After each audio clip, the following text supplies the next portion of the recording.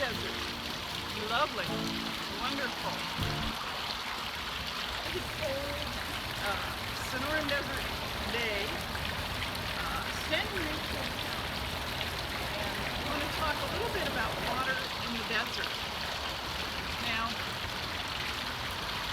I'm standing far from the microphone. The cars are behind me. The water is splashing. It's a nice thing to see, but a single fountain is not really going to cover up all the traffic noises. And it certainly is nice to have the sound of moving water. It'd be nicer to do without the cars, but you know, we all need to get around. And this is an office complex. So, more later.